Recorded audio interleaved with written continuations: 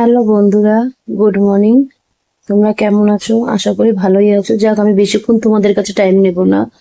আর sorry, আমি তোমাদেরকে একটা দীঘা যাবার ব্লগ দেবো বলেছিলাম, যা শর্ট ভিডিও ছেড়ে দেওয়ার কথা ছিল। তোমাদেরকে ভিডিওটা শেয়ার করার কথা ছিল, অ্যাকচুয়ালি ব্লগটা শেয়ার করার কথা ছিল, যেটা তোমাকে ওই ব্লগটা শেয়ার করছি। তোমাদেরকে দেখো কেমন লাগছে। যদি ভালো লাগে অবশ্যই আমার ভিডিওটা শেয়ার, লাইক, কমেন্ট করে দিও।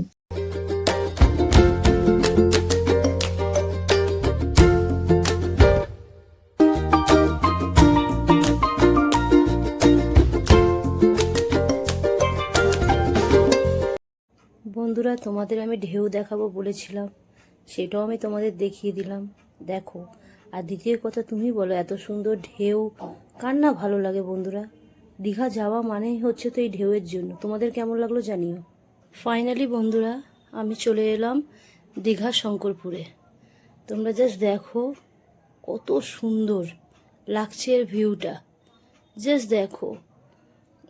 আমি এতবার দীঘা গেছি, মানে ওল্ড দীঘা গেছি, নিউ দীঘাও গেছি, বা শঙ্করপুরে আসবো আসবো করে আসাই হয়নি, ঘোরাই হয়নি। সো আমি ভাবলাম যাই, বাড়ির পথে রওনা, মানে আজকে আমাদের রওনার দিন ছিল। সো আমি ভাবলাম বাড়ির পথেই যখন যাচ্ছি, তো শঙ্করপুর হয়ে ঘুরে কিছু কিছু জায়গা দেখে তারপরে একবারে রওনা দিলে বেটার হয়। তো তোমাদের সঙ্গে আমি শেয়ার করলাম, তোমরাও দেখো। আর এটাও একটা শঙ্করপুরেরই প্লেস, ছোটোখাটো প্লেস, খুব মানে বড় না, পাশেই দেখতেই পাচ্ছ তোমরা। তবে এখানে আরেকবার আমি একটু শ্যুট করেছি, কারণ এখানে বসার প্লেস আছে তোমাদের দেখানোর জন্য। প্লাস এখানে সি ভিউটা আছে, সেটাও খুব সুন্দর। তুমি দেখো, আমি তোমাকে দেখানোর চেষ্টা করছি। সি ভিউটা এত রোদ, অ্যাকচুয়ালি আমি কাছেও যেতে পারছি না, তবুও আমি যতটা পাচ্ছি তোমাদের কাছ থেকে দেখাচ্ছি। দেখো সি ভিউটা পুরো তোমরা মজা নিতে পারবে বিকেলের টাইমে বসে। নেক্সট আমরা রওনা দিচ্ছি মোহনার দিকে। তোমরা খালি দেখো কত ধরনের মোহনায় মাছ পাওয়া যায়। আর আমাকে কমেন্ট করে বলো কিন্তু কি কি মাছ তোমরা দেখছো।